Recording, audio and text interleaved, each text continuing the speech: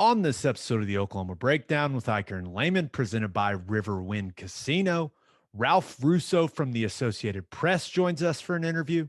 We talked to Ralph about the preseason AP Top 25, including OU coming in at preseason number 2. We bring you the latest updates from OU training camp, and we finish up by giving you our winners and losers of the week. Please download and subscribe to the podcast, rate it 5 stars, and write us a good review. Follow the show on Twitter, Instagram, Facebook, and YouTube. Just search Oklahoma Breakdown on any of those, and you'll find us. All right. Our man Michael Hosty will kick this thing off. It's time for the Oklahoma Breakdown. It's a beautiful Thursday, August 19th, and you're listening to the Oklahoma Breakdown with Ikard and Lehman, presented by Riverwind Casino. Riverwind is Oklahoma City's premier casino experience, and your health and safety are Riverwind's number one priorities. There are so many reasons why Riverwind is consistently voted OKC's number one casino, but it all starts with their amazing variety of gaming thrills and excitement. Riverwind's beautiful award-winning environment plays host to more than 2,800 of the latest electronic games with a huge selection of table games, including blackjack, blackjack match, roulette, and Teddy's favorite, craps. No matter what your game, Riverwind has it in spades and hearts.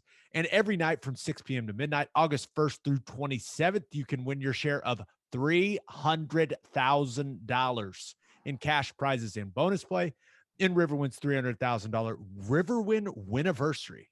That is a lot of cash. If you need help finding your way, just visit riverwind.com. Riverwind Casino, simply the one. Now we're recording this Wednesday night. Please leave us a 5-star review on Apple Podcasts and a nice comment while you're at it. Also, if you want to tell us who you want us to get, like guest-wise on the podcast, feel free. Put that in the comment as well. Ted, we've got our man, the man from the Associated Press, Ralph Russo, on this episode. He's the best. Love it. He's always good. Tons of information. Peel back the curtain a little bit as to how the whole thing goes down. It's really good to have him on. Good time of the year for him. This is awesome. Yeah, so the preseason AP poll just came out, so we dive into that with Ralph, but we better jump right into it or else this is going to be a 2-hour podcast, Ted, so let's roll. OU football stuff. Ted, I'm going to give you 2 options. Okay. What do you think OU fans are more upset about? Number 1, OU's home opener on September 11th against Western Carolina has been set for a 6 p.m. kickoff on pay-per-view. Or number 2, wide receiver Luther Burden, who is the number 6 overall player in the 24/7 composite rankings in the class of 2022, has decommitted from Oklahoma. The wide receiver decommitment. There's no doubt about it. I think we're used to the pay-per-view game, and if we have to pay for a primetime kickoff, we'll pay for a primetime kickoff. Okay, Literally, that's what it's come to. All right, so I think we've all just accepted that at this point. Yeah, I'm with you. We all knew this was coming, and I do think all the OU fans will be glad to see the pay-per-view game disappear when they go to the SEC. I only assume that game's going to disappear once they go to the SEC. It's Bedlam, baby. Disappear. Pay-per-view coming up next year. Oh my gosh, could you imagine? But yeah, and with Burden decommitting, and I know we don't talk a ton of recruiting on here, but he's the 3rd big-time wide receiver to decommit from OU in this recruiting class, in that 2022 class. And it's a little weird, right? And especially, do you see the kid's tweet? And I'm not, hey, high school kid, I'm not touching that stuff. I know some people tweet the high school kids. That's never, ever, ever going to be me. And I know it's certainly not going to be you, Ted. But he said business move. And I was like, wait, I don't even really know what that means. What does that mean? I saw it. I was like, wait, what? What's up? Please elaborate, young man. I would love to know, like, business move. What's that even mean? Yeah, I mean, it's so funny that a year ago, I mean, it doesn't even have to be a year ago. 6 months ago, if a recruit decommits somewhere and says business decision, that's like I mean, the scandal of the year, right? It's like, what's going on? Who's paying him? But now, I mean, you can actually say that, and there may be a little bit of legitimacy to it. So it's weird. I don't know. If it's a business decision, I don't know, man. You're hard pressed to find a better place to go for a wide receiver business decision wise than Oklahoma. It's been pretty good. If it's anywhere other than Ohio State or Alabama, I'll be like, what business are we talking about? Like, Yeah. and maybe hey, NIL stuff is certainly a big factor. Now we've talked about how that could affect recruiting. I guess there's a lot of buzz that he may be headed to Missouri now after this. I don't know. I think he's an East St. Louis kid, so Yeah. I don't know. It is a little weird that OU has lost those three, and then it starts making me think like, have they lost them or have they? I don't know. I don't know. I'm just diving into conspiracies now. Well, we've had plenty of guys decommit before and then still end up signing at OU. I think CeeDee Lamb decommitted and then ended up coming back and signing at OU. So um, it's not good. It's not what you want, but I think it's too early to be really worried about it affecting us. Right. If we don't sign a good recruiting class at wide receiver, well, we'll just hit the transfer portal and go get some. Things have changed that That's way. right. That's where Go to Lincoln free agency, Gabe. Come on.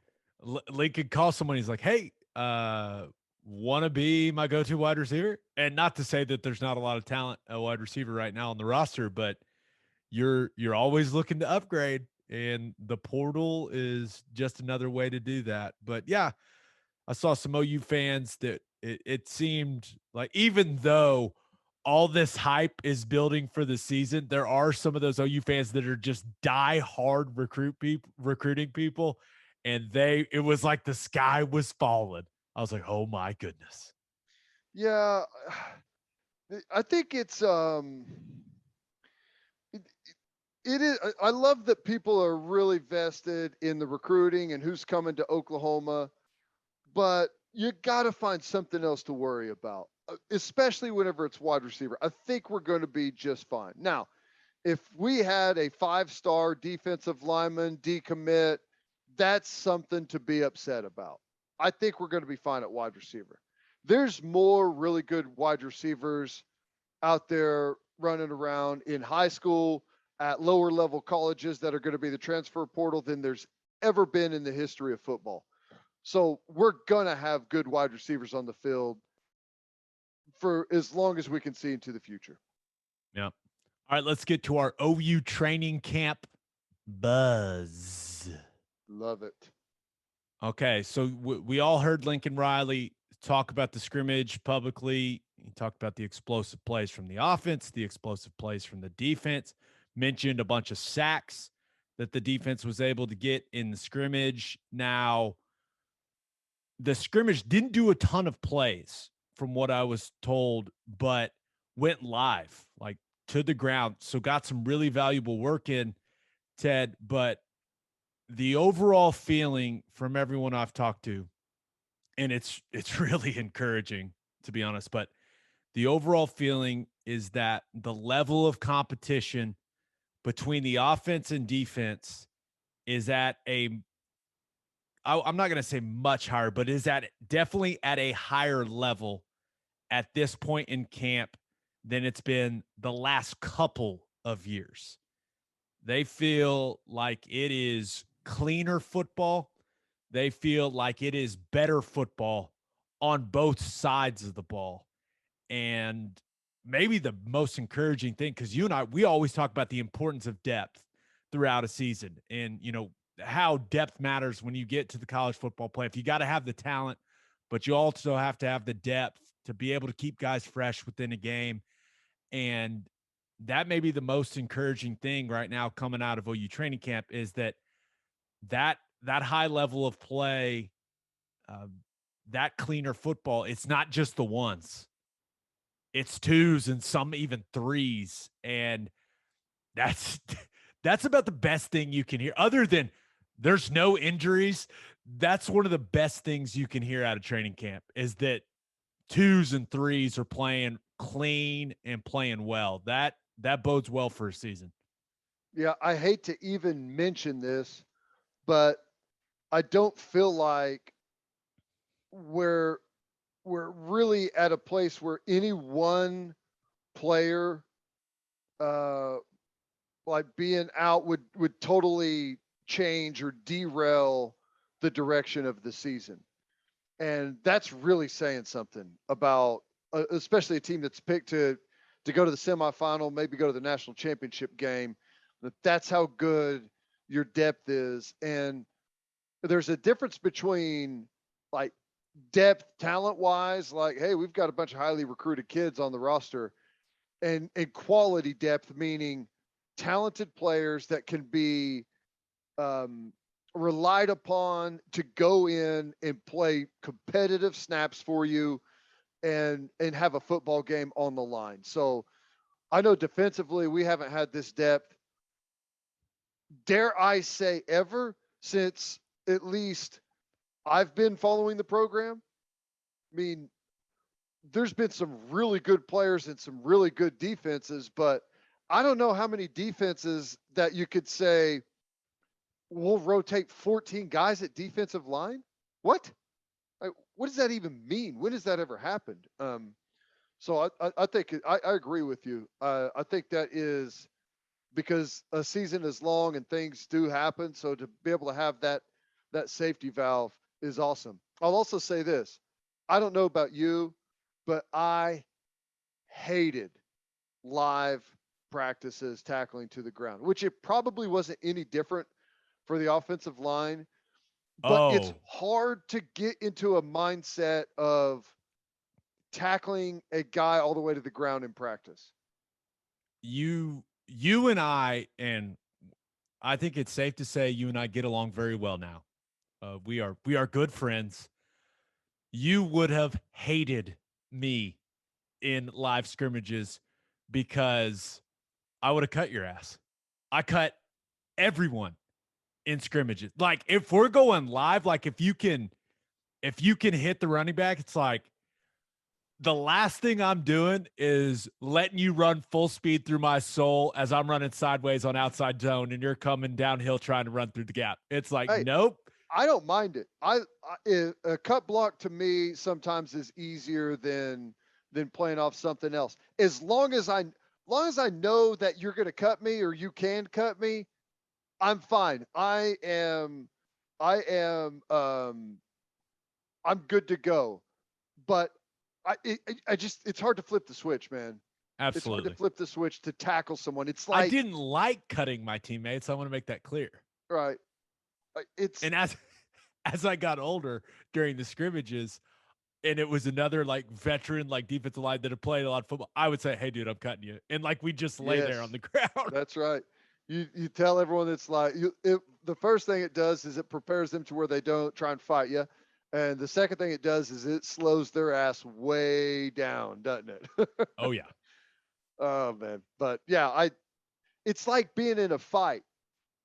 It's hard to like spar and then like get the same feeling because like in a fight you have to be ready to like really injure someone. It's kind of the same thing tackling somebody.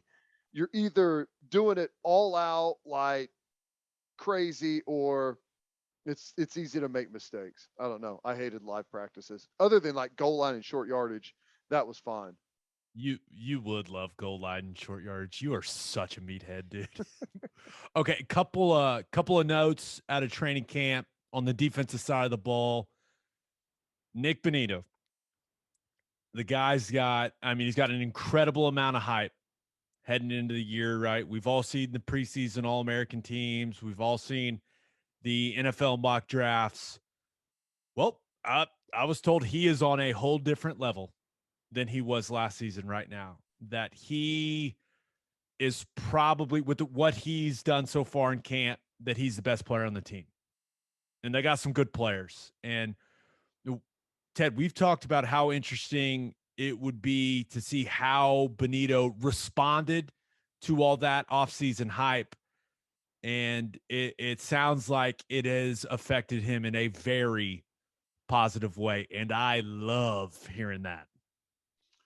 I agree. And I've heard the exact same thing about Perion Winfrey. You know, the fact that he's gotten attention, he's been talked about, he's getting some hype, if that's what you want to call it, has really changed his demeanor as a football player.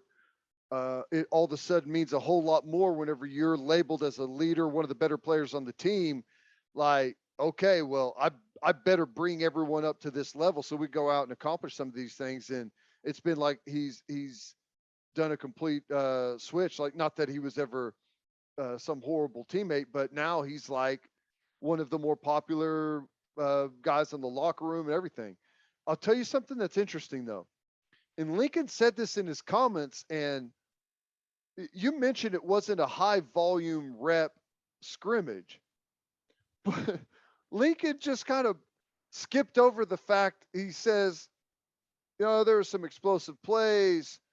You know, defense had, I think, 6 or 7 sacks, and it was like, wait, what? They had what? 6 or 7 sacks? He said it very casually, too. Right. It's like, well, I don't know how to feel about this. I expect the defensive line to be great, but I mean, how did you take that? Just from kind of what we were thinking coming into camp with the O-line and kind of what we're hearing, positive things about the O-line, but it seems the consensus is they think this defensive line is elite. And I'm not talking like elite for the Big 12. I'm talking possibly the best defensive line in the entire country. So, yeah, I kind of expect him to carve the O-line's ass up every once in a while, right? Especially you get those guys revved up for a scrimmage. I mean, especially Winfrey on the interior, Benito on the edge. Guard, if you got Tyrese Robinson, you got Marquise Hayes at guard, right? You're solid there. And then you got a bunch of guys around him that haven't played much football. Yeah. So I had the same reaction you had when he said that, but I also was like, oh yeah, I mean, it's kind of early in camp too. And then I was like, well, is it really that early now? But well, the other thing is it's not a game. It's not even like a training camp scrimmage is way more informal than even the spring game.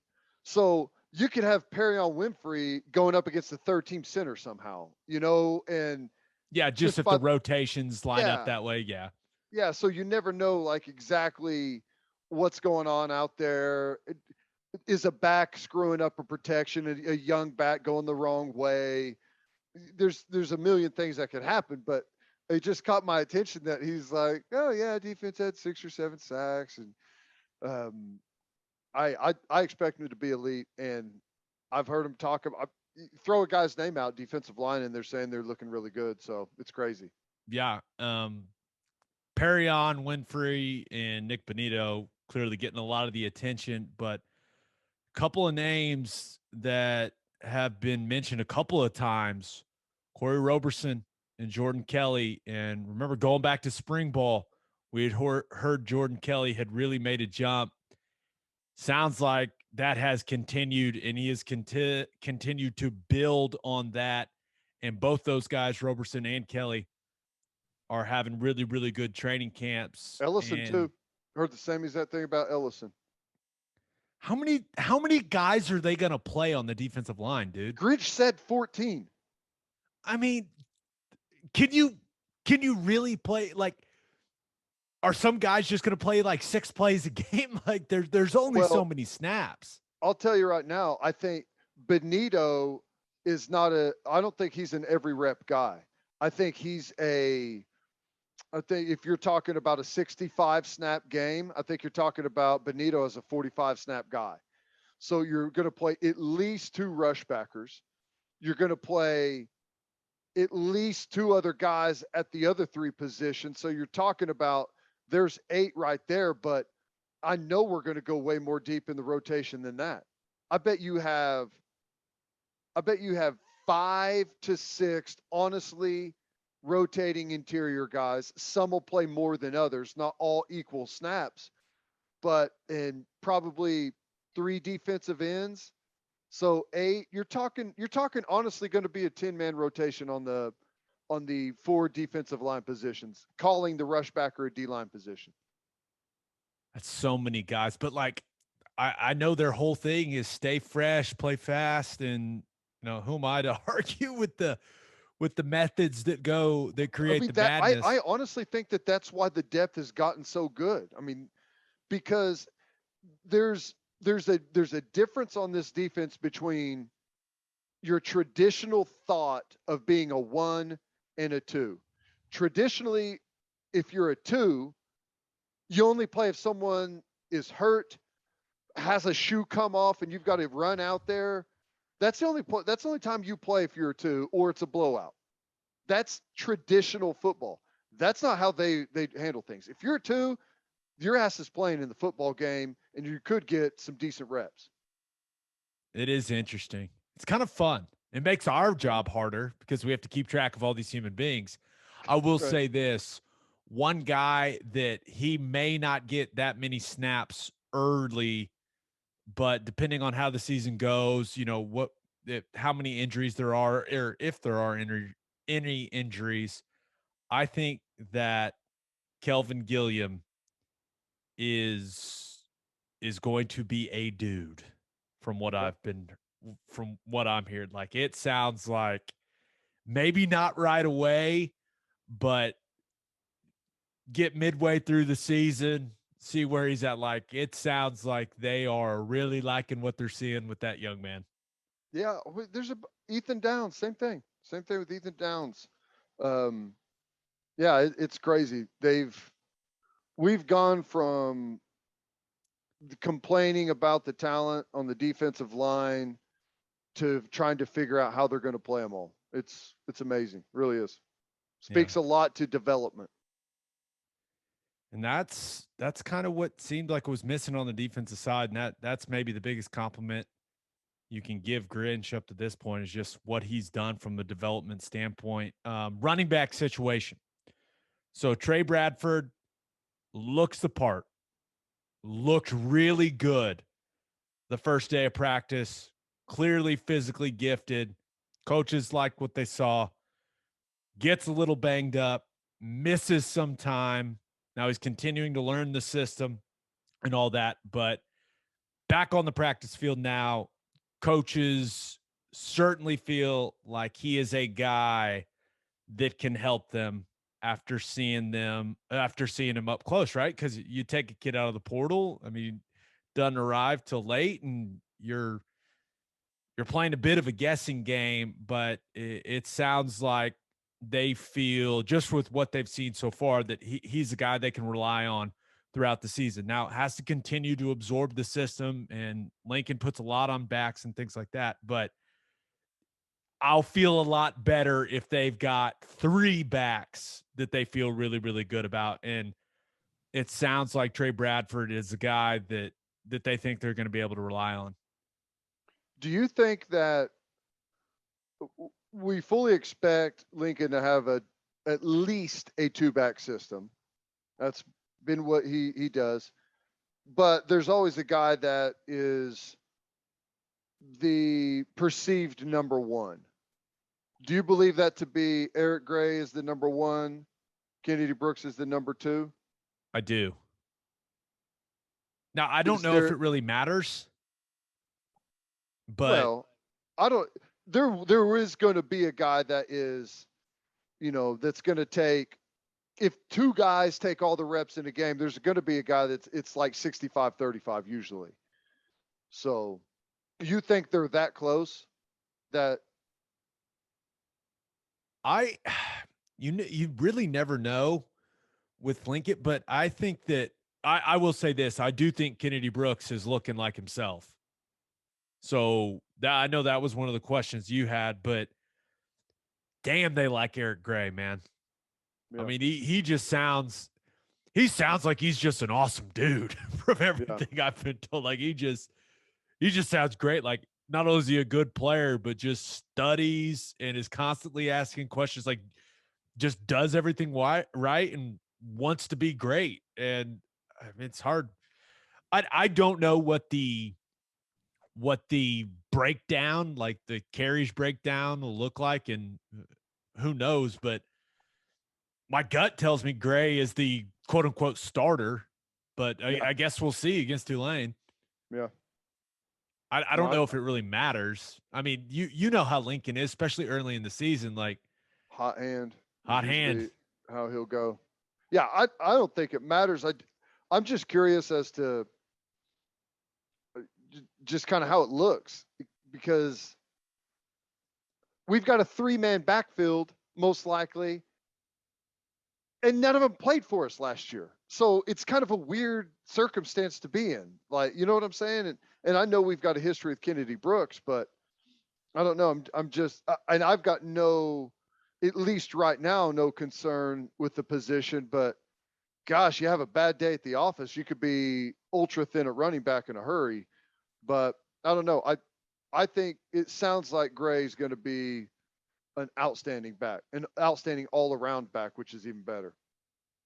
And this week, when you look at what they're doing, they got 3 practices this week. They're going to do a light Friday. They're going to scrimmage this weekend. I always viewed this, Ted, as kind of heading into that second scrimmage. This is kind of moving week, separation week, where because you only have so many reps in practice, right? And even if you feel really good about, 2 guys at a position or 3 guys at a position, there's only so many reps, and coaches have to decide who to give those reps to. And Yep. this is usually a week where the coaches try some guys, try certain combinations, make their evaluations, and then they got to make some tough decisions. Now, it's not the NFL where they're cutting people or anything like that, but this is the week where I think the coaches start looking at it and go, okay, who do we need to focus a little more on? We're not going to ignore the other kids, but that's kind of always the sense I got with this week leading up to that second scrimmage in camp. Yeah. And you've kind of hit the point in camp too, to where like everyone shows up excited, fresh legs, flying around. Then you hit a bit of a like a physical barrier, so to speak, to where everyone slows way down, and then you slowly build back up. You get your legs back. You're starting to get into football shape, and then that's whenever you're really, like you said, going to see guys either separate or coaches have to start making those decisions. Yep. All right, let's get to our interview with Ralph Russo. But First Fidelity Bank is a full-service financial institution based in Oklahoma with tailored solutions for all your personal and business needs. Checking accounts, saving accounts, home loans, and much more. They do it all. Whether it's online banking from your computer or mobile banking from your phone, everything is stress-free with FFB. Making mobile deposits, paying bills online, and moving money to different accounts could not be easier. First Fidelity Bank also provides free ATMs worldwide, making banking convenient wherever you are. They also give back to the community. FFB donates a total of more than $500,000 to local charities and educational foundations. Make your life easier and go bank at First Fidelity Bank. Visit ffb.com for more information. And make sure you send your kids to Bishop McGinnis Catholic High School. Bishop McGinnis Catholic High School has a long tradition of educational excellence. With a 12-to-1 student-to-teacher ratio, no student is overlooked. Bishop McGinnis's college prep curriculum offers 22 AP courses. There are numerous clubs and organizations for students to join, and as a proud member of the OSSAA, there are 14 sports offered. If you want to provide the best possible educational and spiritual development for your children, contact Bishop McGinnis Catholic High School or visit bmchs.org. Financial aid is available. All right, here he is. Here's Ralph Russo. It is our pleasure to be joined by the college football writer for the Associated Press. He is also the host of the AP Top 25 College Football Podcast. Ralph Russo is in the house. What's going on, man? Hey, my favorite Sooners. How are you guys? Good to see you tonight. Fantastic. Can I say my favorite Sooners? Because I know Dusty too, and he might get upset. No, that's right. I mean, that's right.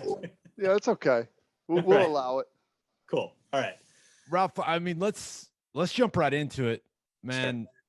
Sure. AP, the preseason, AP Top 25 comes out this week, and you are the Associated Press writer that is in charge of compiling all those votes. That is your duty. Any surprise that Alabama was number one? Any surprise? Because I mean, they lost so many guys, but it feels like it's almost just like a respect thing for what Nick Saban has built in Tuscaloosa. Is that kind of the sense you get? Also, they have some pretty damn good players. Yeah, listen, they always have good players coming back. I think it is a little bit of a respect thing. And I think, listen, Oklahoma is number 2, right?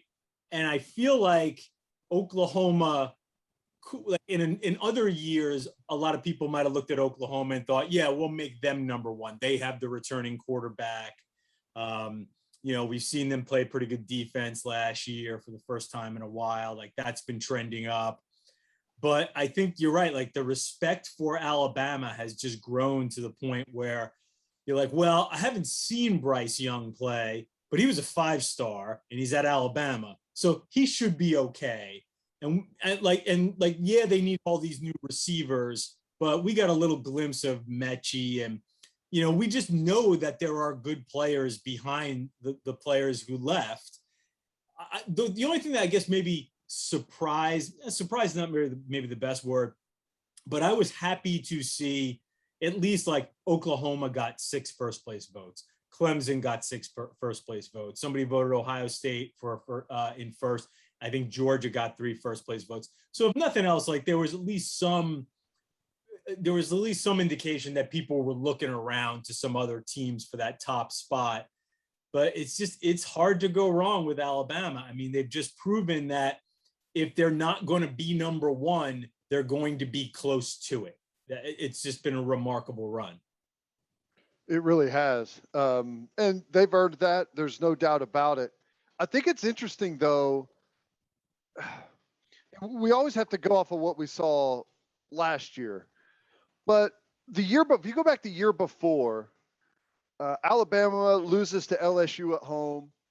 Pretty tight game. They ended up coming back late a little bit to make it maybe look closer than it was actually. But Tua goes down, and they lose another game there. But they've got an excellent group coming back for the 2020 season. Mm-hmm. But people left them for dead. But there were so many fantastic players coming back that it's like, how are you guys not factoring in how good this team is? And then, like Feinbaum says, Nick Saban's never going to win another championship at Alabama. And then lo and behold, he has like his best team that he's had there, since.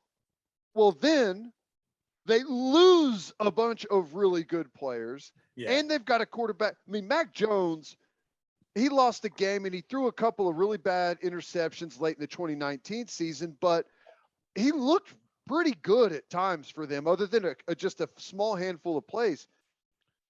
We've seen nothing of Bryce Young. They lose a ton of their main contributors, and this year they put him at 1. I just think it's weird. I'm not saying that they're not deserving. It's just kind of weird, like some of the ebb and flow, and I feel like maybe sometimes the previous year has way too much to do with it.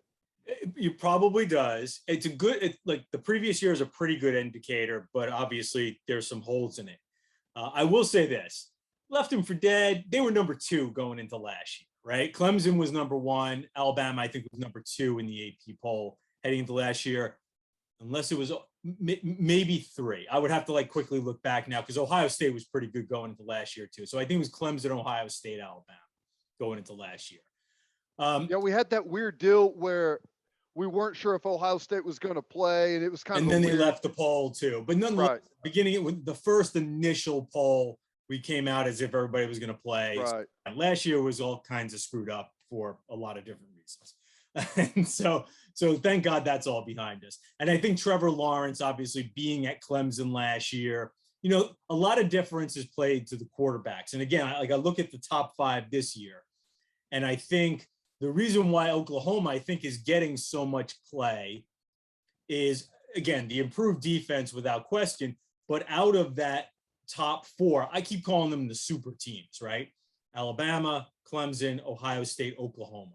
There are current super teams in college football. They are dominating their conferences in a way that's, it's almost unprecedented. It is unprecedented in some of the conferences. And even though Alabama had a little stumble a couple of years ago, again, the longer track record of what Alabama has done in the SEC has been amazing. Definitely during the championship game era. Yes, exactly. Yeah. So out of the 4 super teams, Alabama's got a new quarterback. Ohio State's got a new quarterback. Clemson's got a relatively new quarterback, though we saw a little more of Uyunglele last year. Oklahoma's got the quarterback back, and I think that's one of the reasons why Oklahoma is getting a little like, hey, the AP, they're number 2, but you're seeing Oklahoma pop up as a national championship pick, probably more so than in the last 5, 6, 7 years. And I think a lot of it has to do with that stability of knowing, wait a second, I've seen Rattler. He was spotty at the beginning of last year. I saw him get better as the season goes on. There's also the deference paid to Lincoln Riley. Hey, man, I know he's going to have a good offense. I know he's going to have that quarterback ready. I've seen proof of concept with Baker and Kyler that Spencer Rattler might make a huge jump forward in 2021. So I think there's a little hesitancy for some of those others, but there's also that idea of, wait a second, Bryce Young was a 5-star. DJ Uyunglele is a 5-star. CJ Stroud was a high 4, 5-star at Ohio State. So, and the other thing too is we've seen these quarterbacks, like a guy stepping in who hasn't played before, immediately is awesome. That's become normal. That's like just sort of the way it is, right, in college football. In fact, it was surprising that Rattler wasn't awesome immediately. Like, he throws a couple of interceptions and we're like, wow, this guy, maybe he's not that great, because we've become so accustomed to these kids, like, bang, they get on campus, maybe give them 1 year to ferment, and they're taking off like rocket ships. Ralph, when you were talking to some of the AP voters, how weird was it to hear the deciding factor between Oklahoma and Clemson, or Oklahoma and Ohio State, or Oklahoma and Georgia? How weird was it to hear, well, maybe I just like OU's defense better? Yeah. Listen, it's definitely taken a little, even for me. I'll be honest with you. Like, I don't vote in the poll. I should, like, you guys know that, but just so other people don't realize that, like, I don't vote. The voters are reporters at newspapers, websites, television stations, radio stations who cover college football from all over the country. So, but I'll eventually make predictions, right? I'll pick each conference. I'll pick like who I think will be in the playoff. And I doubt I'm going to pick Oklahoma. Now, does that mean I'm not going to pick Oklahoma to make the playoff? Yeah, I'll probably have them in the playoff or pretty darn close. But my only thing is, like, even me, like, I still find myself thinking, like, this is without question, like, a legit front seven. This is the best Oklahoma defense I've seen in a while, but I just can't totally get there, right? Like, are they going to be that good? Is it going to be like difference making good to win a national championship? I don't know. So yeah, that's just me using that example of, like, yeah, it's hard to get my head around Oklahoma playing really good defense, even though I've seen it now. I saw it all last year. It's still tough to really commit to that premise that, like, wow, Oklahoma's going to play really good defense. Yeah, it is. And hey, they have to earn it in the semifinal, right? I think anyone that is cautious has plenty of reason to maybe steer away from that until it's proven otherwise. I'm not sure where I saw this story, but we talked about it earlier today on the radio. Someone asked, was it Oklahoma had a handful of first place votes? Was it six first place votes? 6 in the AP. And someone asked, those first place voters why they voted for Oklahoma first place. And it may not have been all, but a majority said schedule. And I thought that was interesting because the schedule hasn't been something that prevents Oklahoma in the past. Mm-hmm. It's been the semifinal. It's been whenever they're up against, teams that are just as talented, more talented than they are, maybe better across the line of scrimmage, deeper than the other teams that they see. Is that shocking to you that schedule is a reason they would pick them number one? Well, I'll try to get in that mindset because again, I do get in that mindset, right? I'm not a voter, but I will sit down and like sort of do that process. And what was notable to me about Oklahoma when it comes to the schedule, because I did find myself going like, that's a nice road. Why you would pick them? Like, so I'll be honest, like I think that's a little ass backwards logic. However, let me see if I can explain it a little bit. When you start projecting who will make the playoff, in other words, like what confidence do I have that Oklahoma will make the playoff? Because my national champion has to actually get there. So if I'm somebody who's got some hesitancy about Alabama because, boy, Georgia's really good too, or I've got some hesitancy about Georgia because, man, they got to go through Alabama. Plus Alabama's got some other tests within the SEC West. Maybe Ohio State and Clemson. Listen, I understand they're the class in those conferences, but maybe I've got a little bit of like, well, maybe this is the year Ohio State takes a little stumble. Like, not only do I have the best Oklahoma team I think we've seen during the Lincoln Riley era, at least as far as balance, but I also have a team that I'm feeling confident that they will get to the playoff. And once they get there, then we'll see what happens. But if I'm going to pick a number one, I kind of want to be confident that they're at least going to get there. And listen, I think Iowa State's pretty good. We can get into the Big 12. I think Texas has a chance to be good. Oklahoma State, I think has a chance to be pretty good.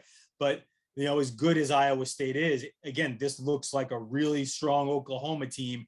And we just happen to have a year where like their toughest non-conference game is Nebraska and at Tulane.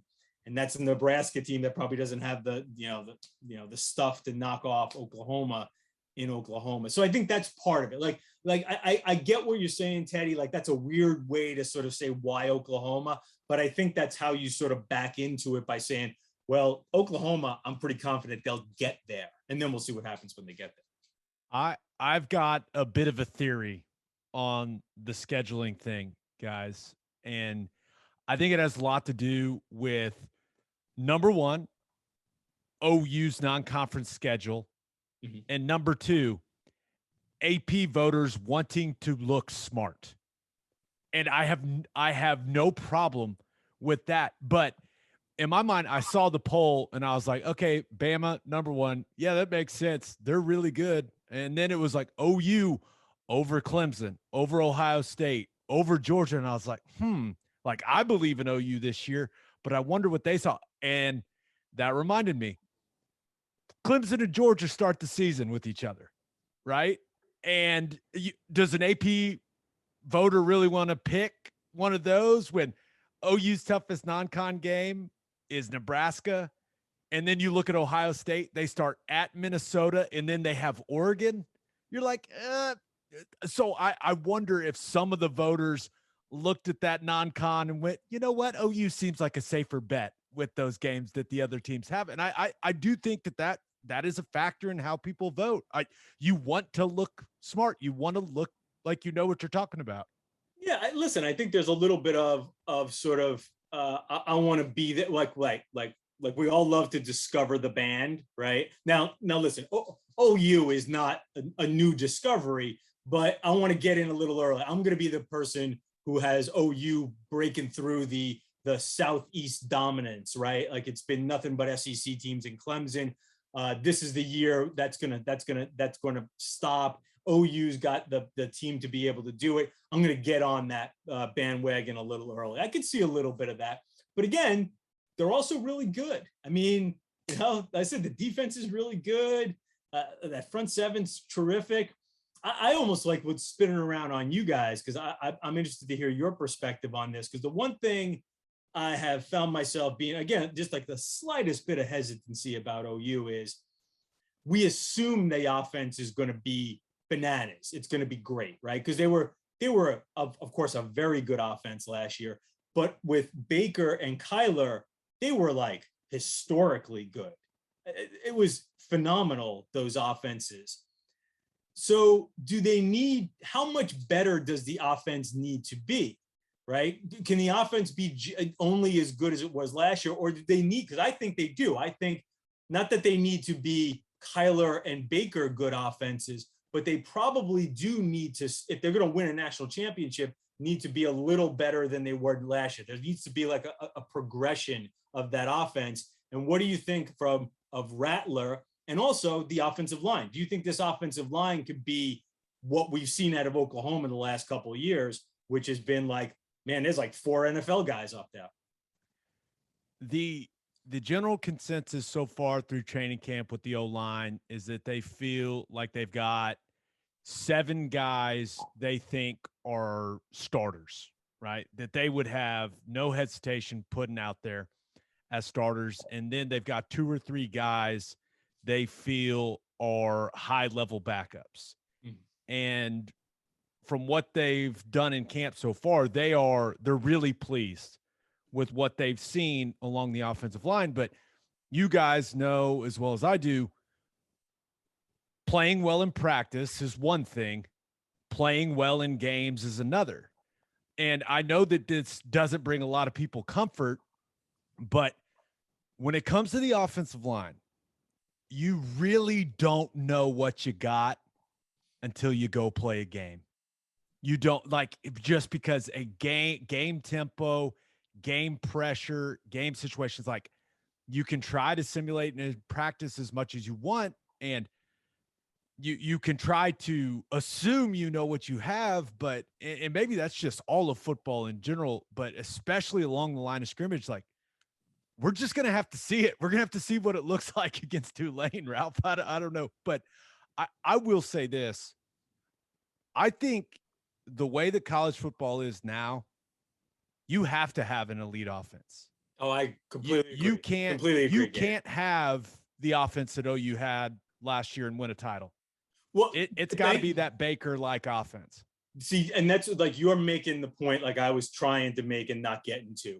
Like, you can tell me the defense is better, but in today's college football, like, I want the elite offense. I want I can score every time I touch the ball offense. And I don't know for sure if this offense is that. I know the old offenses were, but I don't know if they're going to be good. I know they're going to be good, but like, to what level? As much pain as it brings Teddy, if you get to the college football playoff and you only give up 35, if you're Oklahoma, you're expecting to win. Yeah. Like, you know, that's just how football has changed. Like, the days of playing the best teams in college football and holding them to 14, like, it feels like those days are over when you run into Bama and the skill guys that they've got, and you run into Ohio State and the wide receivers they got. Like, it's really damn hard to play defense in college football, especially with the way the rules are, Ted. I mean, yeah, it is. Here's the thing that worries me about OU's offense. They're going to be good, right? We've got to be able to run the football better. We've had, say whatever you want about Baker. He's not an elite athlete, but he was a dangerous player whenever he had the football in his hands and he was running around, whether it was running to throw or running to create something in the running game. His numbers weren't huge, but he was a big threat. Kyler, Jalen, obviously big threats in the running game. We didn't have that last year with Spencer, and I think that's why our running game really struggled. We did not run the ball anywhere close to where we had in previous years. But that's got to get better. I'm not so worried about where do they end up ranking statistically, but we've got to be able to run the ball better whenever we have to, right? Short yardage or whatever the case may be. We had way more 3rd and longs last year than we had in previous years. But we have to be more explosive. If I look back at the best teams that OU's had recently that made semifinals, you go back to 2015, whenever they made their first semifinal, you had Baker, Samaje Perine, Joe Mixon, Mark Andrews, Dede Westbrook, Sterling Shepard, all on that offense, not to mention the guys that ended up being draft picks on the offensive line. Same thing in 17. It's kind of the same cast of characters. You just have changed out some first-round wide receivers for other ones, right? And, you had outstanding running backs. Last year, 19, CeeDee Lamb.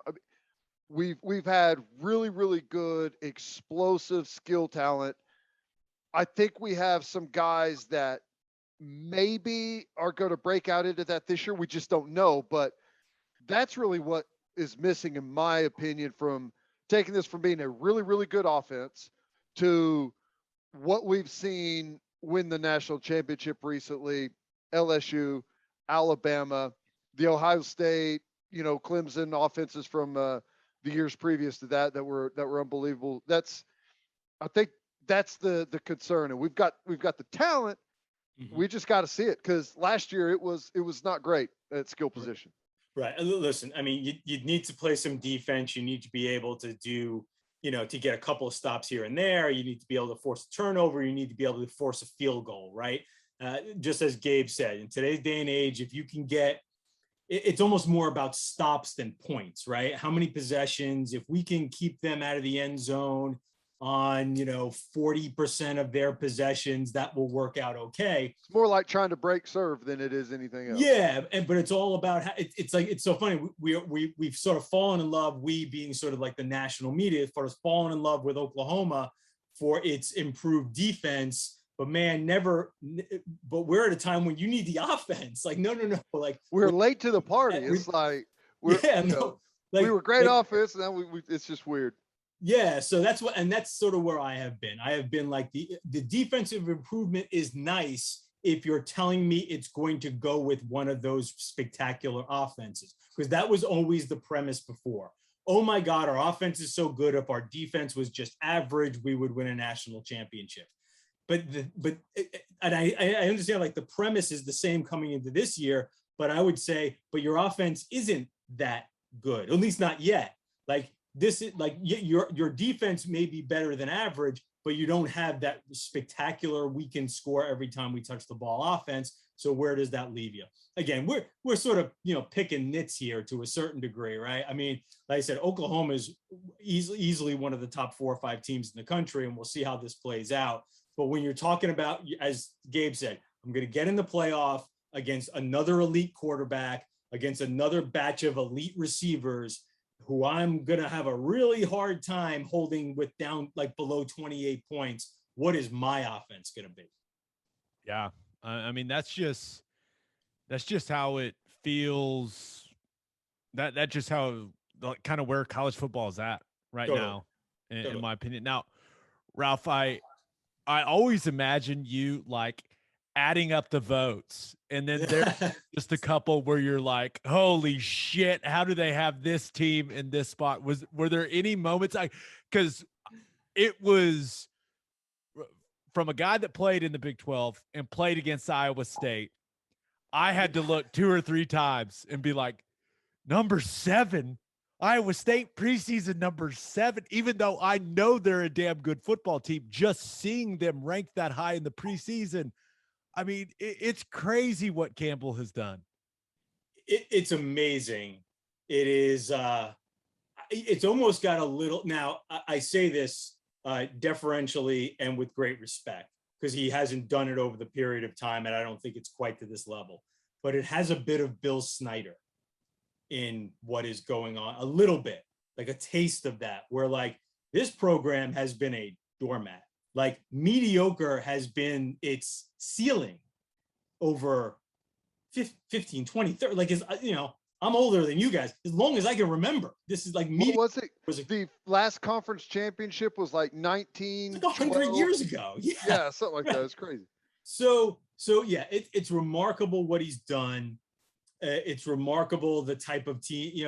I think Bruce Feldman, who's my friend and you guys know, I mean, I think he best describes it in that, like, how much of coaching, really good coaching, is just getting your players to play really, really hard.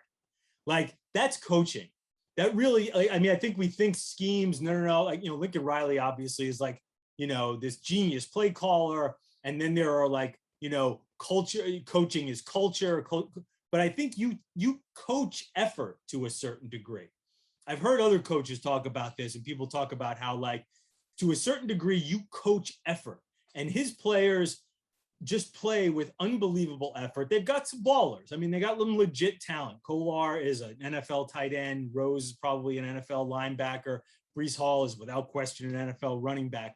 So, but yeah, just going back to what you said, Gabe, it's phenomenal to me as someone who grew up in the 80s, and I would look to see, what did Nebraska beat Iowa State by this week? What did Oklahoma, did they get 70 this week? And Iowa State was just that team. And to see Iowa State at number 7 is incredible. I will also say this, Gabe, I don't count them up by hand. That's all done by computer now. Like, they flip open. Did you ever count them by hand? Because I really don't want to ruin that image. When every time the poll comes out, I'm like, oh, that poor bastard Russo. He had to just tabulate it all up. Never in my lifetime. Not my lifetime, my career. Remember my AP career, has it ever been by hand? Even way back when, in the early 90s, when I started, my life is a lie. Computerized system that counted them up. Now we would have to look through them and type in the ballots. It's definitely evolved from that, where like the voters can literally just go online themselves, hit submit, and there you go. There was a point, like, in my career, like before I was a writer and I was just like sort of an editorial assistant is what they call it. Like, I was one of the people who would be in the office taking phone calls as guys would call in their ballots, right? Not even like email or fax. It was like, hey, I'm so-and-so from the, from the Podunk Daily. I got to call in my AP Top 25. Okay. And open up a file and take it and then send it into the computer. So I did that for a few years before I started writing. So there was some of that, but the by hand stuff, Gabe, no. I mean, that's like 1980s. I'm not that old. Well, thank God Al Gore created the internet, right? Yes, that way exactly. Makes it so much easier. So there's 5 teams that received national championship votes, first place votes. Mm-hmm. And listen, I realize that college football has always been dominated by really a handful of teams. But I look at this poll and I see 5 teams, the 5 teams that receive votes, as the only real chance to win a championship and almost the only real chance to make the playoff. I mean, I think Iowa State has a chance if they were to pull off a big win in the Big 12 championship over Oklahoma. Okay, they would have a shot. Notre Dame, I mean, Cincinnati's got the schedule to be the first group of 5, but we're talking like a massive outside chance. And that's just to make the playoff. This can't be good for college football, right? I mean, you nailed it, Teddy. It's not that those 5 teams are the team that your champion will come from. If you said right now, give me those 5 teams and you get the field, I would take the 5 teams, right? I'm taking those 5 over the field.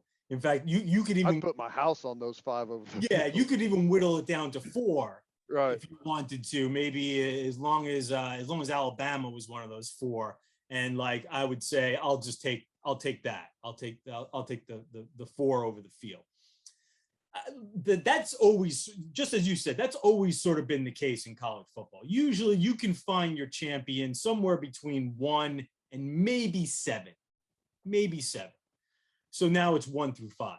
The problem is when you say, I can't imagine any other teams making the playoff.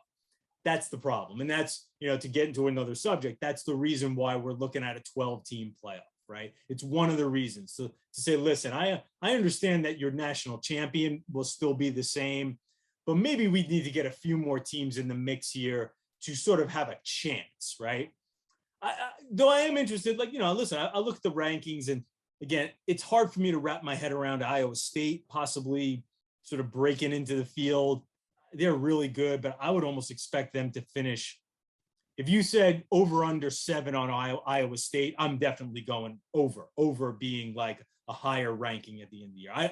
I don't think they'll be 7 at the end of the year. I think they'll be closer to 10, somewhere between 10 and 15. So you ask me, so where are there other teams that maybe have a chance to sort of upset the apple cart here? Again, new quarterback at Ohio State. Does that leave an opening for maybe a Penn State if they get their stuff together after a bad year? Wisconsin, again, sort of coming off of a weird year with COVID and whatnot. Can they click and maybe sneak into the playoff? Hard to see anybody out of the ACC other than maybe North Carolina. So maybe that's a team that could sneak into the playoff. And again, I'm just talking playoff. I'm not necessarily talking national champion. And then, of course, in the SEC, LSU is always sort of a wild card, right? They're always good enough to possibly put together. There's enough talent there to put together a season where they challenge Alabama. There's probably enough volatility there where they finish 7-5 and Orgeron gets fired, frankly. I think there's that is the range of outcomes for LSU. That is the Louisiana State experience right there. It's sort of baked into the bread of Louisiana. Volatility is the state of Louisiana, not just Louisiana State University, but the state of Louisiana.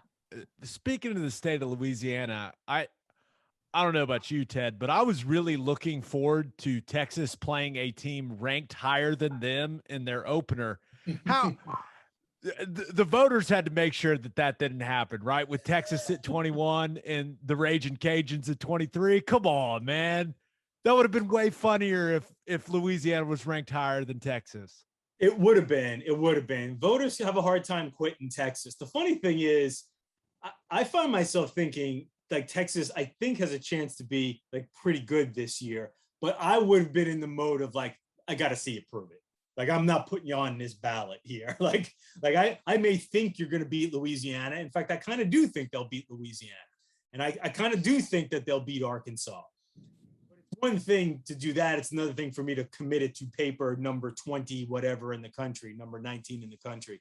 At this point, I feel like I just encourage all the voters to step away from Texas. Just slowly step away from Texas. Let it breathe. Let that breathe. Let that sit there for a little bit, and let's just get back to that in a couple of weeks. Just take your Texas, put it there, and you know what? By September 14th, we'll have a pretty good, maybe 20 for whenever they play Arkansas. I think Arkansas is game 3 or whatever. But within the first 3 weeks of the season, we'll have a pretty good idea of what Texas is, and then we could all go back to Texas. But for right now, let's all just step away from Texas. Why? So I'm with you. But why does it constantly happen? I feel like it's and this isn't aimed towards you, it's aimed towards the voters. Mm-hmm. I almost feel like there's a conspiracy here. Because they're always between 19 and 22. And it's if we put them at 25, well, it looks like we just threw them in the top 25 to throw them in the top 25. If you hide them between 19 and 22, it's a little more inconspicuous, but there's no reason, honestly, to put Texas in the top 25. And there, quite frankly, hasn't been, other than maybe 1 or 2 years over the last decade. I'll be devil's advocate here. Again, I'll play the role because A, I feel like I need to defend my voters, and B, I just feel like that's kind of my thing. I like to always argue the other side, whether I'm passionate about it or not. listen, Texas finished 7-3 last year. It took OU to overtime. The 3 games it lost were by like a combined, like 12 points or something like that.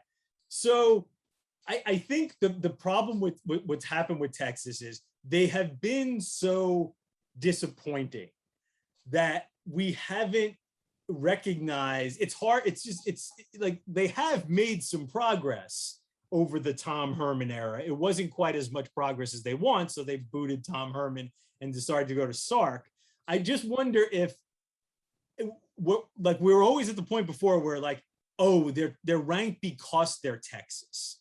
And now I think we complain about them being ranked because they're Texas. You know what I'm saying? Like now it's almost like we crap on Texas a little too much because they have been. Oh, no. So, now I know selling that on this podcast, that's a tough sell. That's a really tough sell rolling into Oklahoma. But I think if you took a similar team with the resume that Texas has coming off of last year, and I told you, okay, where do you rank that team? A lot of people would go, probably about 20. Yeah, probably about 20. Looks like about 20. Let me see what they got. Oh, they don't have a quarterback, but they got this great running back. Oh, you got how many starters? Okay. What was their record last year? If I took that as a blind resume, you would probably be like, yeah, that team's probably about 20. But if you throw Texas on there and we're like, Texas again, these freaking guys. So, but I get it. I totally understand. Like, because I'm with you on these freaking guys. Like, let's just back away from them. But I think that's a little what's going on here. There's almost like it's swung the other way with Texas now. Well, there's a couple confusing things about Texas. Number one, a couple, a lot more several, but there's some main points of confusion for me, at least. The first one is all the teams that have a similar level of talent are in the top 5 and are winning consistently. I mean, you go look at the recruiting rankings and it's Tom close, Herman. Yeah. I think Texas is a little bit below what the Ohio State. They're not. I mean, they've had like top Alabama. 5 recruiting classes the last 3 or 4 years. Like they've out recruited Oklahoma. They've been the number 1 recruiting class in the Big 12 more than Oklahoma in recent years. Last 8 years. And then the second most confusing thing about Texas is you just don't know what you're going to get. You week to week, you don't know. It's like you look at the poll, Texas at 21, Wisconsin at 13. There is zero doubt in my mind that Texas has more talented football players, better athletes than Wisconsin. But I know exactly what I'm going to get from Wisconsin. Yeah. I know exactly what it's going to look like, and it's going to look the same every single week. And maybe they're playing a team that has more talent than them, and they can't do anything about it. But with Texas, dude, you have no clue what it's going to look like some weeks. It makes no sense. Well, I mean, and you guys live it, right? Because they've played pretty well against OU throughout this string where they haven't been particularly good. I'm sure I could find a couple of lopsided games in there. But even Charlie, trust me, I remember going to Dallas to cover a Red River game, when I was basically sent to write Charlie Strong's, professional obit, like, oh, this guy has no chance, and he wins, and he got the golden cap. They were like 1-4 going into that game or something, weren't they? Yeah. So I totally. Can we not talk about that game? Thank you. Yeah, that one hits a little. It was close, the Case McCoy game, wasn't it? God. I think so. You know what? They're all. It was my senior year. Blend into each other, but my point being, you're right. They're maddening. No identity is one of the reasons why Tom Herman's not there, right? They just what you said. Like, what is Texas? What are you from week to week? What are you offensively? What are you trying to be week to week? What is your calling card? I haven't been able to answer that from a Texas team in 10 years. I think they're going to try to find that identity with Sark, but that's one of the. And I think you talk about development. That's been beaten to death. They're getting good players, but they're not developing. I also think a big problem has been attrition. I mean, especially with the Charlie Strong classes, what the class that you saw on signing day that was like, oh, wow, that's a top 10 class, man. By the time you got to September, a fifth of that class was back in Florida, right? Like those guys were like not staying. So it looked good on signing day. And then a year later, you're like, well, it's not that we didn't develop these guys. It's that they didn't stay. They just scattered. So all kinds of issues with Texas. And you're right. They've been maddening and I think Sark, I will say this though, from talking to Sark, from talking to other people on that staff, again, like they didn't walk in there thinking like this was a rebuild. They understood like, oh, we got some guys here. Like we got that they were 7-3 last year. They were not 5-4 or 4-6. This is a team that they felt like. Now, does that mean that they're going 10-2 this year? Probably not. But I think that they believe that there is not that far to go, that they can do something with the dudes that are on that roster. However, we have heard that before. Cincinnati is a really, really good football team, a fun football team to watch. They got an exciting quarterback in Ritter. They do. They've got fantastic defense that's been consistently good over several years. I mean, they played Georgia to a 24-21 game last year with the chance to go undefeated on the season. And you look at this year, they've got a schedule that they're capable of making the playoff. I mean, they're going to need some help. Obviously, some good teams are going to have to lose, but, they're at Indiana and at Notre Dame. In 2 weeks, there's a bye week separating those games, but I think they have a chance to win both of those games. What is this the best chance maybe that we've seen of a group of 5 team making the playoff? I think so. Now, again, you need help because they could very easily have already hit their glass ceiling, so to speak. The AP rankings aren't always reflective of the college football playoff. Those come in November. We'll see what happens. It definitely helps to start that high, though. And I don't know, we've seen a group of 5 start that high, right? We haven't, and you're right. I mean, I think there's a credit. It shouldn't necessarily be this way, but those schools have to build up a little credibility year over year. Cincinnati certainly has done that. They're super physical. They play like sort of an old school Big Ten kind of feel. They almost feel like, a little bit like, which makes sense, right? Fickle's an Ohio State guy. He grew up in that atmosphere.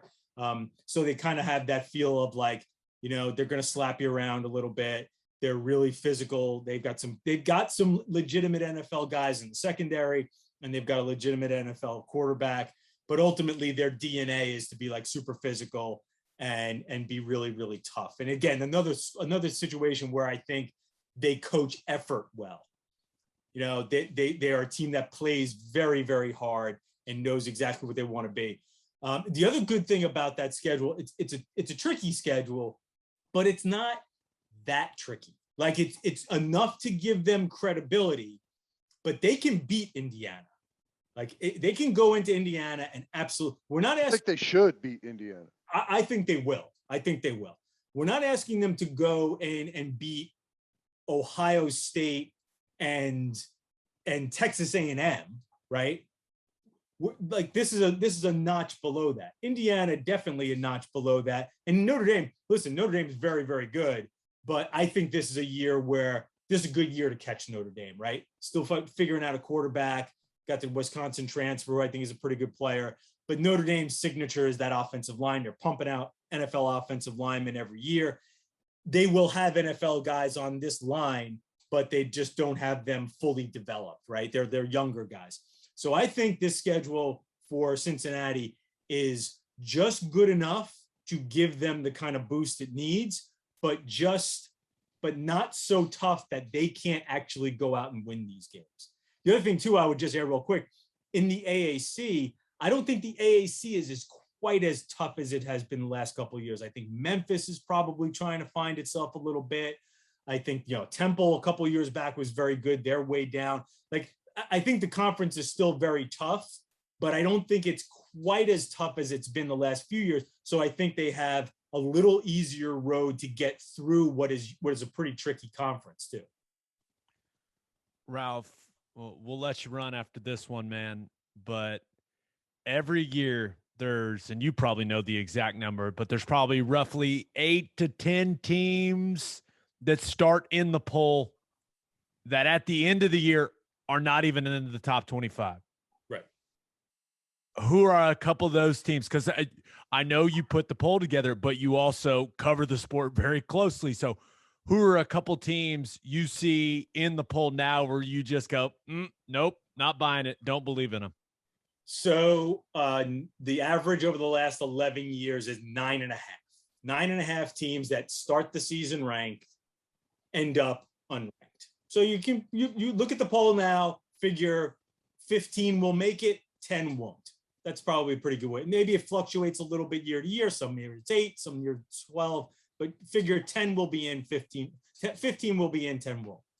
And usually 1 or 2 from the top 10 will not be, on average, it's 1.5 over the last 11 years. So that 1 or 2, like 1 or 2 is not, of the top 10 teams will end up flaming out so bad they're not ranked. Who are those teams? I got to, like Indiana to me. I mean, Tom Allen's done such a good job. So it's like, I hesitate to like sort of say like, oh, I think they're a little overrated, but I don't know, man. Like this is still an Indiana team that has to face some really good Big Ten competition. Like if I told you, it's a little bit like the Iowa State thing. If I told you Indiana would go 8-4, you'd be like, wow, like 2 years ago, that's a great year for Indiana. Like now, if Indiana goes 8-4 and like slips and maybe finishes 8-5 because they lose their bowl game and is unranked, like that's a disappointment for Indiana. So I'm a little skeptical on Indiana. I would probably have them in my bunch that might not be ranked. I do think this is going to be a year where I could see Notre Dame slip a little bit. Now slip all the way out of the rankings. That seems like a bit of a stretch, but I could see Notre Dame having a year where maybe they go 8-4, and that pushes them out of the rankings. I'm a little worried about Florida and all that turnover. They were so awesome offensively last year. I think Emory Jones is a good quarterback. I think Dan Mullen's a good offensive coach. But if you're telling me, kind of go back to the conversation we have at Oklahoma, Florida's not going to be as good offensively, and now they have to make it up defensively. I don't know. And they're playing in the SEC. Oh, by the way, they got Alabama. Like that could be quickly come an 8-4, 7-5 season for those. So those are the ones that sort of jump out, you know, and also once you hit towards the bottom, and listen, Texas, right? Like you could easily see Texas losing to Louisiana, losing to Oklahoma, losing to Iowa State. And there goes Texas from the rankings. So those are the ones that jump to my mind. I think there's also a fair amount of volatility, as we said before, with LSU, where LSU could be awesome or LSU could be, wow, like who's the next LSU coach? I would lean more towards the awesome, by the way. I think they have so much talent that I think it's hard to screw it up. That's one way of putting it, man. Dude, it's always good catching up with you. Appreciate the time, buddy. Yeah, guys, always a pleasure anytime. And you know what? I'm just happy to, last year when I talked to you guys, we still weren't even sure what the hell that we were doing. We were in a bad spot, boys. We were in a dark place. So as busy as this offseason has been with NIL and realignment and NCAA stuff, man, I'm just so happy that we're looking at games that we know will be played, most likely with people in stands. I guess I'm still crossing my fingers on that. So it's a pleasure to come on with you guys and just talk football. Awesome. You're the man, Ralph. Thank you. Ralph's the man, but he did not have to destroy that funny image I had in my head of him like doing it by hand. Why did he have to ruin that for me, Ted? What the hell was that? Come on, Ralph. I don't know. You could still think of it that way, Gabe. Come on. Okay, thanks, man. Flush it out. You can still think of it that way. Loved it, though. Aside from the part where he was defending Texas, loved everything about it. He Ralph's probably went and took a shower after that. At the very end, though, he did something caught my attention. You know, we ran so long that I didn't want to ask him another question, but when he said the thing about stadiums and maybe them not being full, remember his wife is, I think she's an epidemiologist or like an infectious disease doctor. I don't remember exactly but he's got some inside info on that. That's where, like, he said that. I was like, what? Huh? Can't throw out nuggets like that on the show, Ralph. Can't do it. Come on, Ralph. We just want full stadiums, man. That's all we want, Ralph. Okay, let's get to our winners and losers of the week. But first, do you own a business? If you do, you need Insurica in your life. Insurica is one of the country's largest insurance brokers with 30 offices throughout Oklahoma, Texas, and the Southwest. Insurica is able to customize programs by accessing the latest information from many insurance carriers. They compare and contrast coverage offerings and pricing in order to design a cost-effective, comprehensive program to meet your business's specific needs. Insurica's clients become best-in-class businesses by working with Insurica's team of advisors to manage risk. Purchasing insurance is only one way to protect your business. Best-in-class businesses win by avoiding a loss in the first place. If your business partners with Insurica, you'll save huge amounts of money and take back control of your total cost of risk.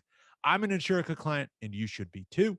If your business wants to be best in class, connect with Insurica at insurica.com. That's INSURICA.com. And guys, it is summer, and you know what that means. It's hard seltzer season, baby, and there's only one hard seltzer that we drink on this podcast, and that is Will and Wiley Hard Seltzer from Coop Ale Works. It's perfect for any occasion. We drink it by the pool, at the lake, and at the tailgate. It's made in Oklahoma, and it is absolutely delicious. I do want to say, I feel like there's a bunch of fall weddings this year because a bunch of weddings got postponed, right? And a bunch of fall weddings, which I will not be able to go to a couple of them. I'm shocked that, I feel like once a wedding's postponed that it never ends up being followed through with, but I don't know. I could be wrong. Well, it was from the Corona stuff, like all the weddings pushed off. Will and Wiley, perfect for your fall wedding. I mean, especially early fall, nice, crisp Will and Wiley. It's customized for the Oklahoma lifestyle. Go find it right now in a store near you, and go follow them on social media at Will and Wiley. Ted, as always, kick us off. Who do you have as your winner of the week? You know me. I love to get way out over my skis. Love to get ahead of myself, okay? And I'm having these feelings. Is CeeDee Lamb about to be the best wide receiver in the NFL? Is that about to happen? First thought, he has tremendous luggage. I don't know if you saw his collection of duffel bags that he was zipping up on Hard Knocks. I have that exact same Louis Vuitton bag. It is awesome. It was a gift. I want to make that very clear, but it's a great bag. And I was like, oh, me and CD are bag twins. What's up? Awesome. But he looks like he is going to be an absolute star.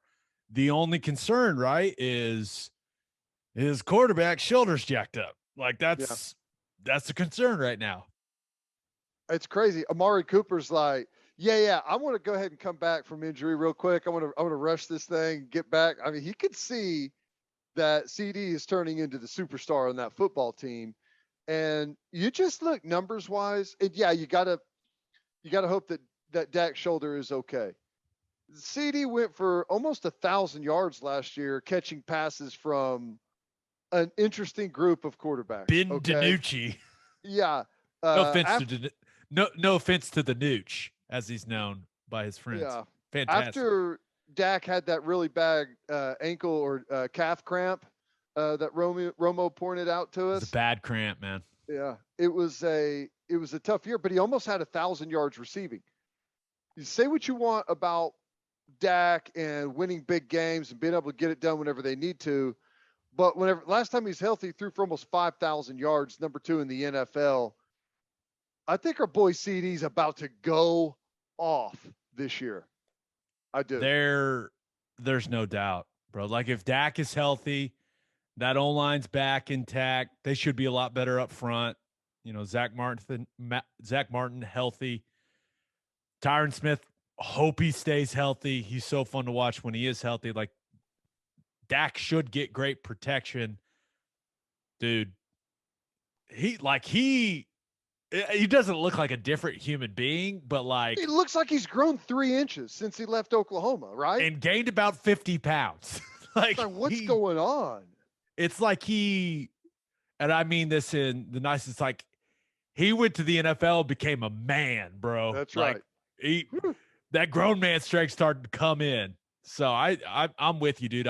Despite how boring this season of Hard Knocks is, CD is like the one thing where I'm like, this is awesome. Like, he's making all these ridiculous catches. It's fun to watch, but the rest of this stuff, can we get some characters? HBO, can we get some characters? Dallas Cowboys, can we have some fun, please?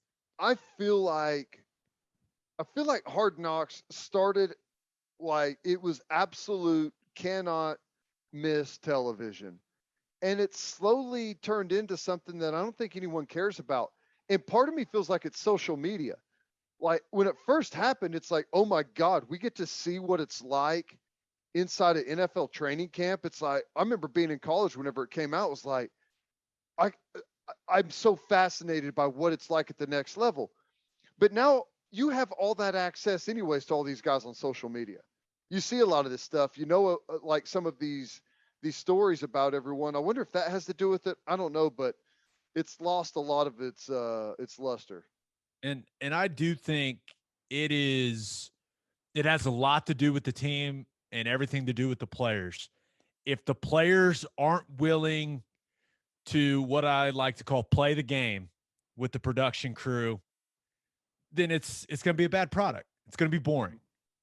If you get guys that want to be in front of the camera, that are willing to do it, especially the star players. So like, they don't care if their meeting room fines them for being on Hard Knocks. Like, that's a thing, by the way. That's why you never see O-linemen on Hard Knocks, because O-line groups have the strictest fining system of any position group on the team.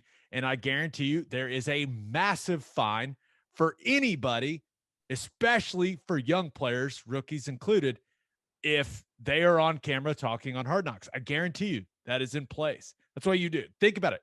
Don't see a lot of O-linemen on there. And I wish more guys would have fun with it. I think if more guys had fun with it, it would be a really, really good product. Like it was. Like, you go back, the first season was the best season. It's because all the guys were like, this is awesome. I got a lot to say. I'm going to say everything to this camera. And it was amazing. Who was it I feel like it was the Ravens was the first one that I watched. Is that who it was? I think that's right. Yeah. No, I was in college. It was cool because we were in training camp watching them in training camp. It was awesome. Loser. It's got to be the NFL. What? Explain the taunting thing to me, Gabe. There's definitely a line where taunting should be a penalty. But if you carry a group of tacklers 10 yards and can't get up and do some type of flex or whatever, I don't even know what we're talking about anymore. Did you see what the co-owner of the Giants said, John Mara? We're tired of all the talking or something like that. John, no one is tired of it. No one is tired of it but you. Like, I want NFL players to talk an insane amount of trash to each other. Like, it makes it fun. Like, now, if you hit a guy with the double birds in his face, yeah, you're probably going to get a flag. If you like spit on a guy, first of all, you're going to fight and then you're going to get a flag. But it's like, you should be able to carry a group of guys, get up and say, y'all all my bitches. Like, right. That should be within the rules because it's fun. It's fun. Can we just have fun, please? We all know it's pretty easy to see where the line is, right? Right.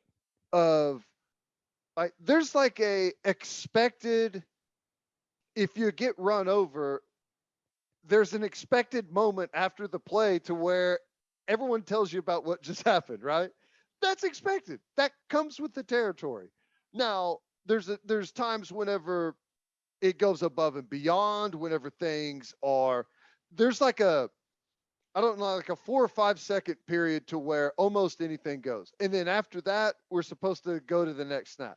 If it lingers, if multiple people come in, like we know what it looks like whenever something is too much. And what we saw the other night was not too much. That is a total standard play that should always be allowed to happen.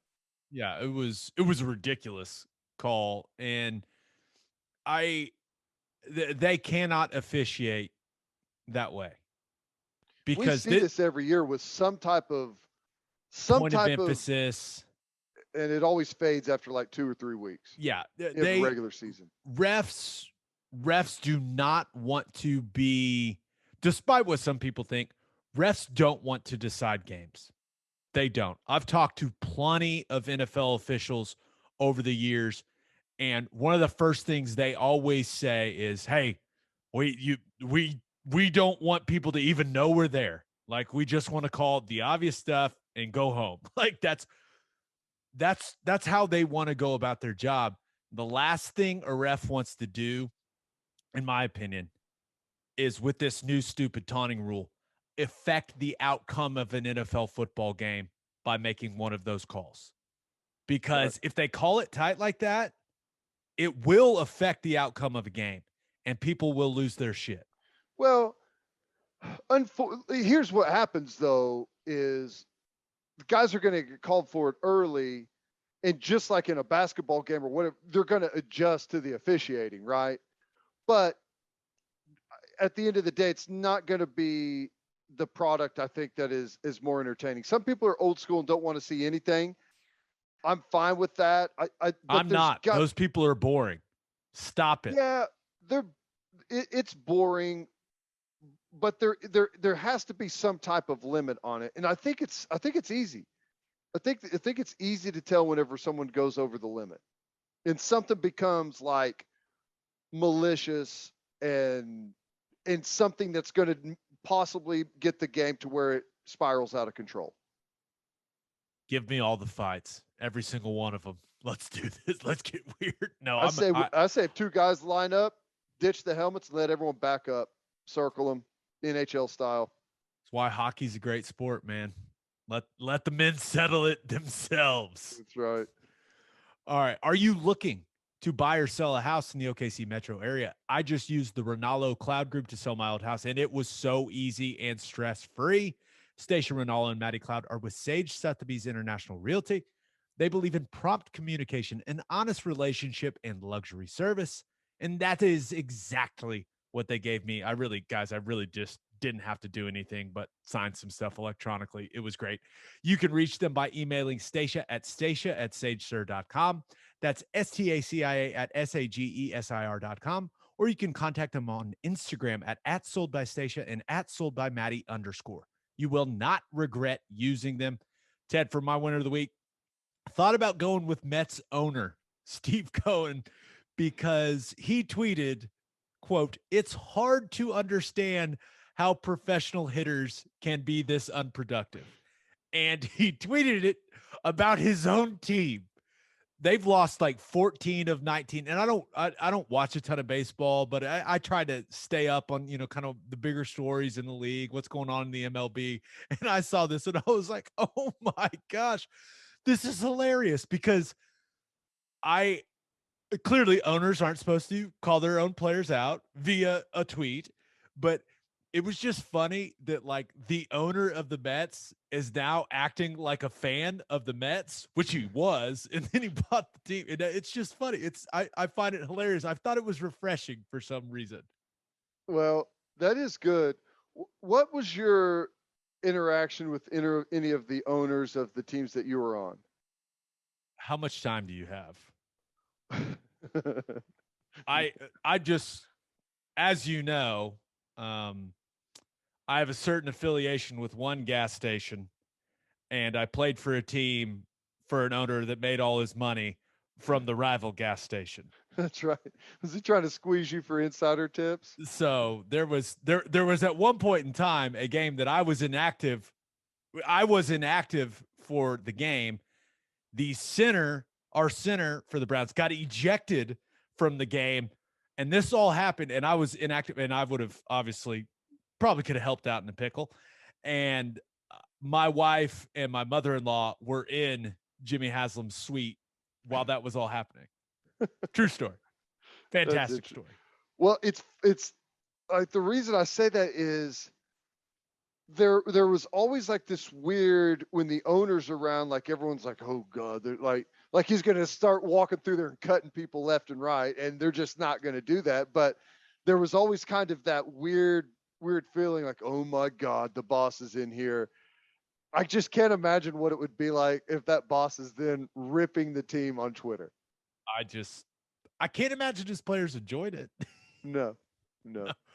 But my winner of the week, Steve Kerr. Follow me on this one, Ted. You're going to like this journey. So did you see the Kevin Durant and Draymond Green interview? I saw some snippets. Okay. So for those of you that didn't see it, Draymond Green is doing this thing for Bleacher Report, and he interviewed Kevin Durant. And the conversation gets to Durant leaving the Warriors, the altercation that was made such a big deal publicly between Draymond and KD, and kind of the role that played in him leaving. And it all evolves into a conversation where both guys are basically blaming Steve Kerr and Warriors GM Bob Myers for Durant eventually leaving the Warriors. And Draymond Green basically said that KD and him would have worked out their feud. Like only they could figure their beef out, and they would have figured it out themselves. And they both say that Steve Kerr and Bob Myers did too much and brought too much attention to the situation. And Draymond Green, he still plays for the Warriors. Kevin Durant doesn't, but Draymond Green still, like, he's saying all of this about his current head coach and his current general manager. And I think Steve Kerr is the winner of the week, Ted, because this feels like the beginning of the end for Draymond Green as a Warrior. And I'm sure Steve Kerr is incredibly grateful for Draymond Green. He was the emotional leader of those teams. They won a lot of championships. Steve Kerr has benefited from Draymond Green's skill set and leadership, but he is probably tired. I mean, I can only imagine how tired he is of having to deal with him. And I wonder if Steve Kerr saw this and went, oh, thank God, let's get this dude out of here. That's why I was like, you know what? Steve Kerr's winning this week, because Draymond Green, like, it was so weird to see him just go after his current head coach. Yeah, it is weird. But it's interesting. The NBA is an interesting league because it's all about. Draymond Green is not Steph Curry. That's true. That's definitely true. I would say it has way more to do with how Steph Curry feels about Draymond Green than it does Steve Kerr. You know, I don't know. I see what you're saying. You know, if Steph Curry's sitting there saying, yeah, it was Steve Kerr, I agree that they would have worked it out and Durant still would be here. Well, then it may be the end of the line for Steve Kerr, which, quite frankly, he still may be the winner of the week for that, you know, like not having to deal with Draymond Green anymore, even if he's the one to go. But it's so fast. Can you imagine a football player saying that about the current head coach and GM? I mean, we kind of saw that with Aaron Rodgers with the GM a little bit, but it's basketball is it's crazy. That's what happens whenever the players make like 5, 6, 7 times as much as the head coach, and the contracts are absolutely ironclad guaranteed. It was fascinating. It was just fascinating. Okay, for my loser of the week, thought about going with Oregon's Kayvon Thibodeau. Now, he is an awesome player, and he is making bank off name, image, and likeness deals out there for Oregon. But his latest deal, Ted, is with United Airlines. Don't do it, Kayvon Thibodeau. Don't do it. United Airlines is the worst. And I know that they are doing special flights to Oregon's road games. I get it. But those flights will probably be delayed, or if they aren't delayed, they'll be canceled because United Airlines sucks. Run, Kayvon. Don't do it. I don't care what they're paying you. So I haven't flown in a while. I haven't flown anywhere, traveled anywhere since Mexico in February. It seems like everything is delayed these days. Like all flights are delayed and canceled left and right, like crazy. Yeah, it sucks. And United all the time. Brutal. I'm kind of a I don't know. Southwest is kind of on my shit list ever since they took that OKC to Dallas flight away. Like, yeah, I'm starting to enjoy Delta a little bit. Southwest is money if it's a nonstop. Oh yeah. Definitely. If you're nonstop, Southwest is the way to go.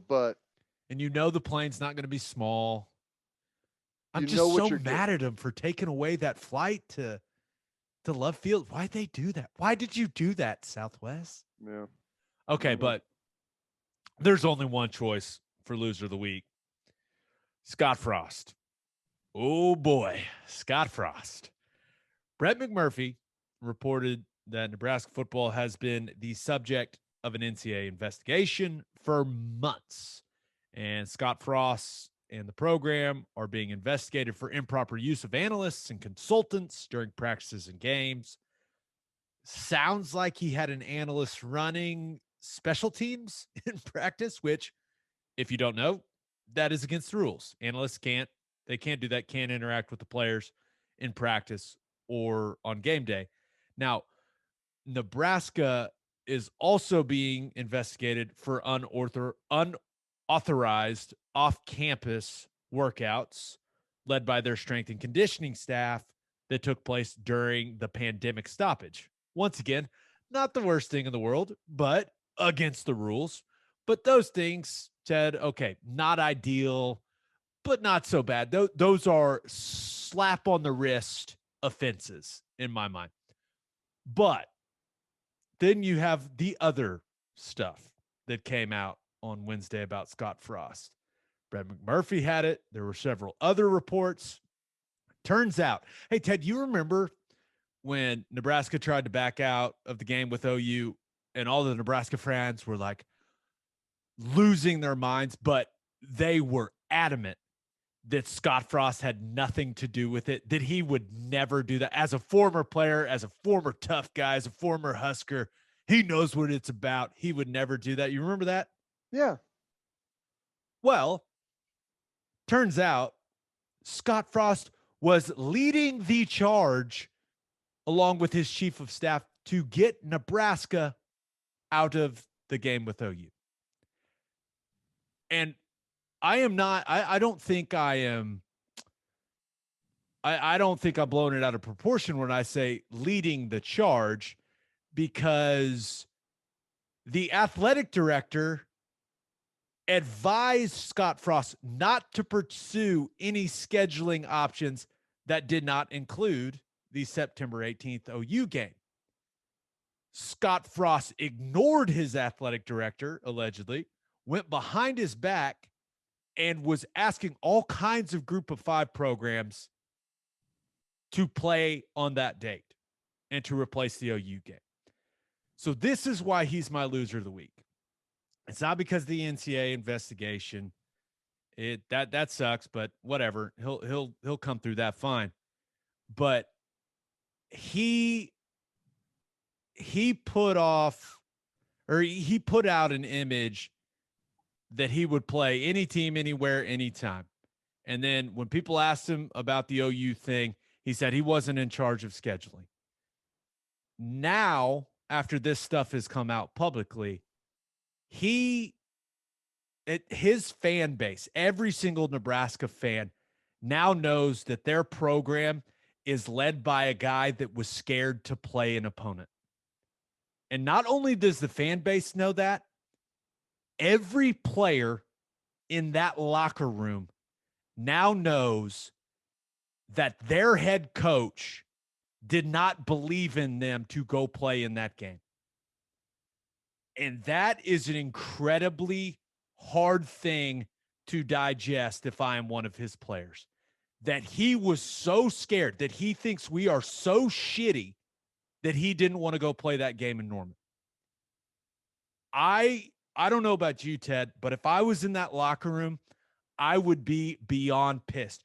You were supposed to be our leader. Everything starts at the top in college football with the head coach. Everything.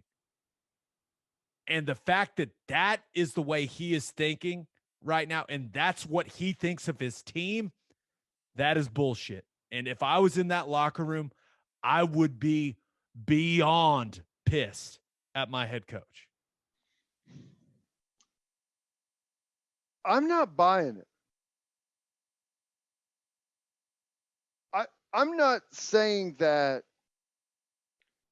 I don't like. I think Scott Frost may have not wanted to play that game and said, gosh, is there anything that we can do to get out of it? I mean, I guess I can see that, but what's he going to do? Like schedule just another opponent and not tell anyone?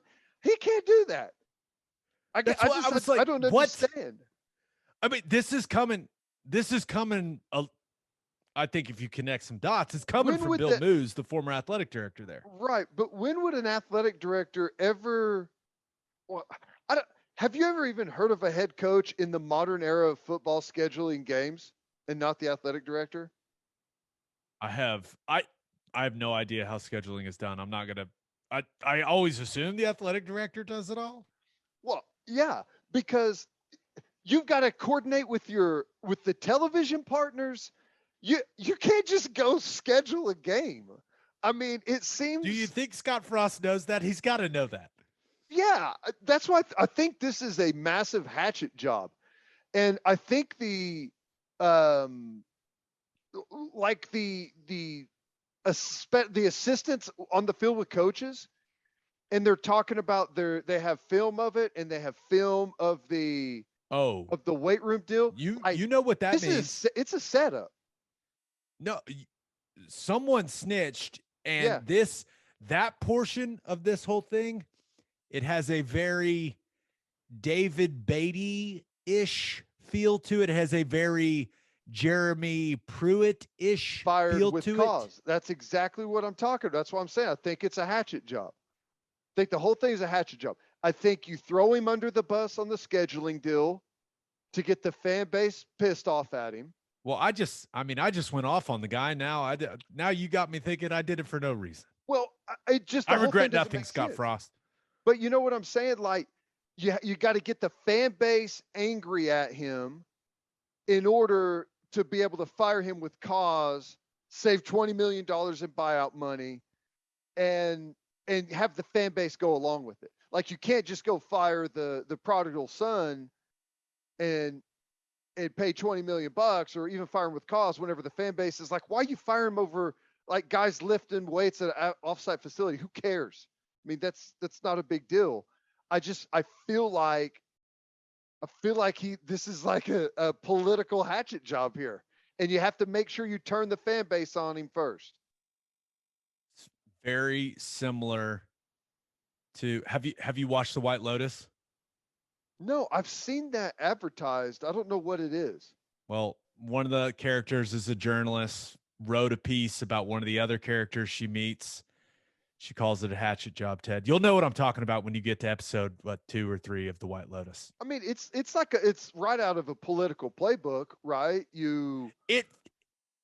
A lot happened at once for our man Scott Frost on Wednesday. It was all ready to pop. Like, you know, all the journalists already had the stories and they had them written. And then here comes the investigation. Oh, by the way, look what else we happen to have prepared and ready. Yeah. Dude, I love when you get on your conspiracy Teddy. That's is my favorite Teddy. That's right. You got to sift through the rubbish, Gabe. Well, I just went at Scott Frost's head. So we'll see. Well, it's going to be really interesting to see how this all plays out. Right. I'm very interested. On that note, episode 139 in the books. We'll have a new podcast that'll drop Monday morning. Just a reminder, you can hear Teddy from 2 to 6 on Sports Talk 1400 and 94.7. How about that? The ref. Is that right? 94.7 the right. ref. The ref. We're Big booming FM. 100,000 watts all over the place, Gabe. That's a lot of watts, my dude. I know it. I know. I'm very proud of you. Congratulations. Thank you, sir. Timing just wasn't right for me. I'm sorry. I know it. It's okay. It's okay. I just had a kid, man. I know. I wanted to be part of it. I'm sorry. We're gonna have more opportunities in the future. Yes, absolutely. You can catch me from 3 to 5 on SiriusXM Big 12 Radio Channel 375. Hope you all have a great weekend. Until next time, we appreciate y'all for listening, and do what you always do, Oklahoma. Take care of each other.